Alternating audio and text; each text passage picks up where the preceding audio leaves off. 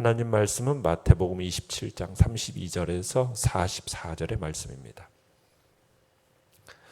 마태복음 27장 32절에서 44절 우리 한 목소리로 같이 읽겠습니다. 시작. 나가다가 시몬이란 구레네 사람을 만나매 그에게 예수의 십자가를 억지로 지워가게 하였더라. 골고다 즉 해골의 곳이라는 곳에 이르러 쓸개탄 포도주를 예수께 주어 마시게 하려 하였더니 예수께서 맛보시고 마시고자 아니하시더라. 그들이 예수를 십자가에 못 박은 후에 그 옷을 제비 뽑아 나누고 거기 앉아 지키더라. 그 머리 위에 이는 유대인의 왕 예수라 쓴 죄패를 붙였더라. 이때 예수와 함께 강도 둘이 십자가에 못 박히니 하나는 우편에 하나는 좌편에 있더라. 지나가는 자들은 자기의 머리를 흔들며 예수를 모욕하여 이르되 성전을 헐고 사흘에 짓는 자여 내가 만일 하나님의 아들이거든 자기를 구원하고 십자가에서 내려오라 하며 그와 같이 대제사장들도 서기관들과 장로들과 함께 희롱하여 이르되 그가 남은 구원하였으되 자기는 구원할 수 없도다. 그가 이스라엘의 왕이로다. 지금 십자가에서 내려올지어다. 그리하면 우리가 믿겠노라. 그가 하나님을 신뢰하니 하나님이 원하시면 이제 그를 구원하실지라. 그의 말이 나는 하나님의 아들이라 하였도다 하며 함께 십자가에 못 박힌 강도들도 이와 같이 욕하더라. 아멘. 오늘 말씀의 제목은 십자가의 역설이라는 제목으로 말씀을 나눕니다. 빌라도가 군중의 거친 협박과 요구에 굴복해서 예수님을 십자가에 못 박도록 내어주게 됩니다. 그러자 총독의 군병들은 예수님을 희롱하고 모욕한 후에 십자가에 처형하기 위해서 이제 끌고 나가게 되지요. 오늘 예루살렘 이제 성박 골고다까지 가는 길에 이 무거운 십자가를 지고 가야 되었는데 그 도중에 군병들이 시골에서 올라오는 구레네 사람 시몬을 잡아다가 억지로 예수님의 십자가를 지고 따르게 하였습니다. 아마 예수님께서는 밤새도록 온 힘을 다해서 기도를 하면서 그 온 힘을 다 쏟아 부으셨기 때문에 그리고 나서 곧바로 체포되시지 않았습니까? 그리고는 밤부터 새벽까지 그리고 아침 낮을 여기저기 끌려다니면서 신문 받으시고 구타당하시고 그로 인해서 기진맥진하셨기 때문에 이리 더 이상 십자가를 지고 가는 것이 어렵다라고 여겨져서 이제 무거운 십자가를 구레네 사람 시몬에게 이렇게 지고 가도록 했던 것 같습니다. 처형 장소인 이제 골고다에 이제 이르게 되자 군병들이 쓸개탄 포도주를 예수님께 주어 마시게 합니다. 그런데 이것을 맛보신 예수님께서 마시기를 원치 않으셨어요. 십자가의 고통이라는 것이 너무 극심하다 보니까 죄수에게 그 고통을 덜어주고자 일종의 마취제로서 이 쓸개탄 포도주를 마시게 한 겁니다. 그런데 예수님께서는 이것을 거부하신 거예요. 왜 그랬겠습니까? 주님께서 십자가를 자신이 감당해야 할 고난으로 생각하시고 이것을 철저히 맛보려 하신 뜻을 나타낸 거라 할 수 있는 겁니다. 그러니까 예수님의 죽음이라는 것은 단순히 세상의 불의한 세력의 어떤 모함과 관계와 위선으로 인한 억울한 죽음이 내가 억울한 죽음을 당한다 이렇게 예수님은 생각하지 않으셨다는 얘기입니다. 저들의 그 불의한 것 너머에 하나님의 아버지의 거룩하시고 선하신 뜻을 생각하시면서 이 고난을 기꺼이 당하려 하셨다라는 거죠. 자, 그러나 하나님의 이러한 거룩한 뜻 그리고 아들의 어떻게 보면 고귀한 희생에 대해서 세상은 무관심했습니다. 알지도 못하고 알려고 하지도 않았어요. 그러니까 그리스도의 죽음과는 아무 상관없이 세상은 세상대로 돌아가고 있었던 겁니다. 예수님께서 못 박히신 그 십자가 바로 아래에서 뒤 군병들은 무엇을 하고 있었습니까? 그 죄수들의 몇 푼어치도 되지 않는 옷가지들을 가지고 노름판이 벌어졌던 거예요. 이들은 예수님을 십자가에 못 박은 다음에 예수님의 옷가지를 나누어서 제비 뽑는 그러다가 통으로 된 감 나가는 속옷에 대해서는 제비 뽑아서 임자를 정하는 그런 일을 했던 겁니다.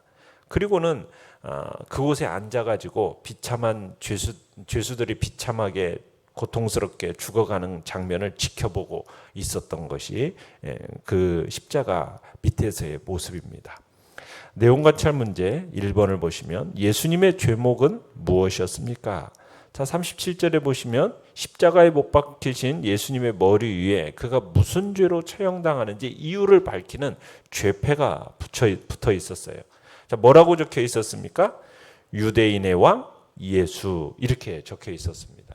자, 그런데 여기에 쓰여진 언어가 세 언어로 쓰여져 있었어요. 히브리어, 로마어, 헬라어 이렇게 세 언어로 이렇게 유대인의 왕 예수 이렇게 적혀 있었는데 이것은 모든 민족들이 이해할 수 있도록 여러 언어들로 기록되었던 거죠. 이건 유대인의 왕이라는 어떻게 보면 이 말이 땅의 모든 민족들에게 의미 있는 말이라는 것을 간접적으로 이제 증거하는 겁니다. 그리고는 38절에 보시면 예수님의 좌우편에는 강도 둘이 함께 십자가에 못 박혔습니다. 강도와 함께 십자가에 못 박히신 예수님의 모습은 결과적으로 완전히 흉악범과 동일하게 취급받으신 것으로 알리는 증거였던 겁니다. 그러니까 예수님께서는 가장 극악한 죄인의 자리까지 낮아지셨던 거죠. 내용 관찰 문제 2번. 사람들은 십자가에 달리신 예수님을 어떻게 조롱하며 욕했습니까? 39절에 보시면 지나가던 사람들이 십자가에 달리신 예수님을 보고서 머리를 흔들면서 모욕을 했습니다. 그러면서 뭐라고 말했냐면 성전을 헐고 사흘에 짓는 자여 내가 만일 하나님의 아들이어든 자기를 구원하고 십자가에서 내려오라 이렇게 했어요. 그러니까 네가 참으로 하나님의 아들이어든 성전을 헐고 사흘에 짓는 것은 그만두고라도 지금 네 자신이나 구원해봐라 이런 조롱 섞인 말입니다. 지금 예수님은 자신의 몸을 제물로 완전한 제사를 하나님 아버지께 드리고 있는 겁니다.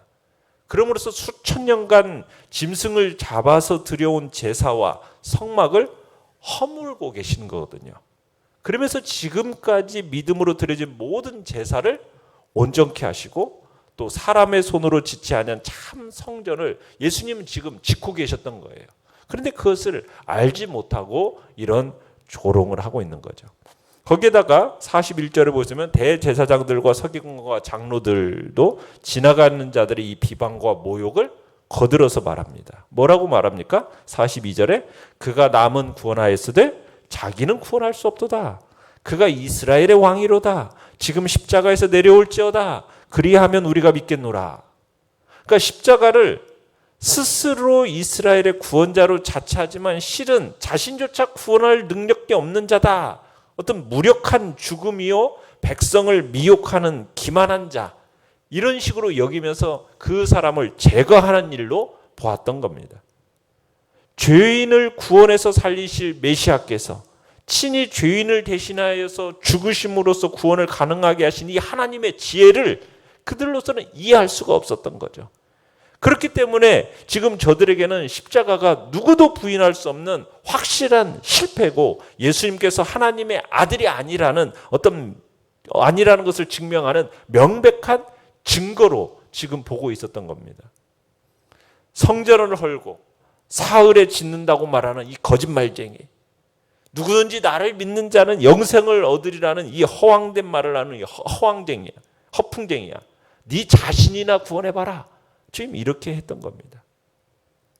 그러니까 이 땅에 오신 후에 평생 오직 하나님만을 의지했던 그의 예수님의 그 믿음마저도요. 고통의 순간에 자신을 오직 하나님 아버지께 부탁하지 않았습니까? 그런데 그 믿음마저도 조롱의 대상이 돼버려요. 43절에 그렇게 얘기하죠. 그가 하나님을 신뢰하니 하나님이 원하시면 이제 그를 구원하실지라. 그의 말이 나는 하나님의 아들이라 하였도다. 그러니까 하나님의 아들 메시아의 신분과 권세가 철저하게 부인되고 있는 겁니다.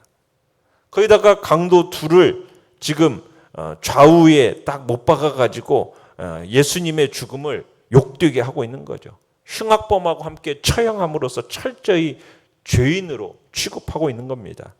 심지어는 그 강도들마저, 그 흉악범마저도 예수님을 그 옆에서 욕하고 있어요. 극악한 죄인의 자리까지 낮아지셔서 저들과 함께 십자가에 못 박히신 이유가 뭡니까?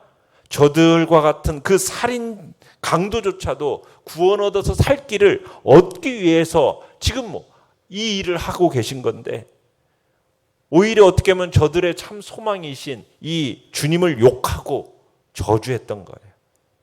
근데 참 나중에 이제 강도 중에 하나가 이 사실을 깨닫고서는 주님께 간구하면서 그렇게 얘기하죠. 예수여, 당신의 나라에 임하실 때 나를 생각하소서. 참 나중에 한 강도는 구원을 받게 되지요. 영과 묵상 문제 3번입니다. 왜 예수님은 극심한 고통과 조롱을 당하시면서도 십자가에서 내려오지 않으셨습니까? 하늘의 생명과 평화와 죄로부터의 자유를 우리에게 주시려면 예수님께서 친히 죄인을 대신해서 십자가의 희생과 고통, 이 위에는 다른 방법이 없었기 때문이에요. 우리가 하나님과 화목하게 되기 위해서는 우리의 죄악 때문에 우리가 당해야 하는 이 수치, 고통, 이것을 예수님이 하나님의 그 진노와 형벌을 우리 대신 십자가에서 받으셔야만 했기 때문에 거기서 내려오지 않으셨던 겁니다. 죄인인 우리가 죄와 그 저주로부터 벗어나고, 그리고 죄의 그 고통과 질병으로부터 나음을 얻기 위해서는 예수님께서 우리 대신 하나님으로부터 그 채찍질과 그 고통과 희생을 당하셔야만 했다는 얘기입니다. 그래서 주님은 그 누구의 도움 없이도 손, 발 거기서 박힌 뽑고 내려오실 수도 있었어요. 그런 분이셨지만 인류를 위한 그 구원 사역을 이루기 위해서는 자기의 신적 능력을 사용하지 않으시고 십자가 위에서 철저하게 죽음을 맞이하기로 결정하셨던 거죠. 우리는 여기서 주님의 그 위대한 순종, 주님의 위대한 사랑, 그것을 보고 놀라게 될 뿐인 것입니다. 느낀 점 4번입니다. 내가 만일 하나님의 아들이거든 이란 말로 광야에서부터 십자가 위에서까지 시험하는 마귀의 유혹을 끝까지 이겨내시는 예수님을 보며 무엇을 느낍니까? 마귀가 주님을 미혹할 때 광야에서 처음 공생의 시작 전에 유혹하던 장면을 우리가 기억해요. 거기서 마귀가 뭐라고 해요? 예수님께 네가 만일 하나님의 아들이거든 돌로 떡을 만들어 봐라. 성전 꼭대기에서 뛰어내려 봐라. 네가 나한테 절하면 천하를 주겠다. 마귀가 노린 것은 주님을 십자가 없는 구세주로 만들겠다라는 거예요.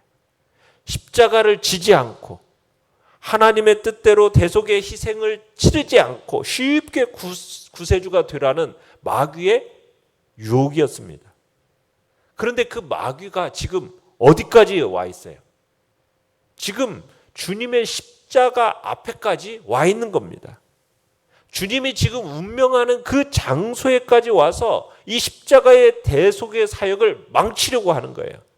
그러면서 지금 지나가는 자들, 종교 지도자들, 이들을 통해서 지금 주님의 신경을 자극하게 만들고 있는 겁니다. 여러분, 마귀의 공격이라는 것이 얼마나 집요한지를 우리가 느끼는 거예요. 그죠? 마귀는요, 쉴 틈을 주지 않고 성도들을 공격하는 거예요. 공생의 시작 직후부터 시작해가지고 십자가 죽음 직전까지, 그죠? 주님을 끊임없이 미혹해 했어요. 마찬가지예요. 우리를 향한 마귀의 미혹이라는 것은요, 우리가 죽는 그 순간까지 계속이 된다라는 거예요. 그러니까 우리는 한시도 방심해서는 안 되는 겁니다. 우리가 큰 공로를 세웠다고 해가지고 믿음을 잘 지켰다고 해가지고 여러분 말년에 안일하게 생각하면 어떻게 됩니까? 타락의 유혹에 빠질 수 있게 된다는 거예요. 그래서 우리는 주님의 품에 안길 때까지 이 마귀의 공격과 마귀의 미혹을 경계해야 돼요. 그래서 우리는 믿음의 승리자로서 우리 모두가 설 수 기를 간절히 바랍니다. 결단과 적용 5번입니다. 나를 살리시려고 고통 속에서도 십자가에서 내려오시지 않으신 주님, 나를 그토록 사랑하시는 주님께 어떻게 감사를 표현하겠습니까? 예수님처럼 세상 구원을 위해 내가 끝까지 포기하지 않고 십자가를 져야 할 부분이 있다면 무엇입니까? 우리가 주님 앞에서 묵상하고 결단과 적용하시기 바랍니다. 오늘의 기도 같이 읽겠습니다. 시작. 십자가에서 쏟으신 주의 사랑이 얼마나 큰지 깨닫고 이 메마른 땅을 주의 심장으로 품게 하소서. 아멘. 말씀을 생각하면서 기도하시고 연약한 우리의 지체들을 위해서 기도해 주시며 코로나 사태가 속히 잠잠해질 수 있는 은총이 나타나도록 위해서 기도해 주시기 바랍니다. 주여, 우리 세 번 부르짖으면서 나아갑니다. 주여.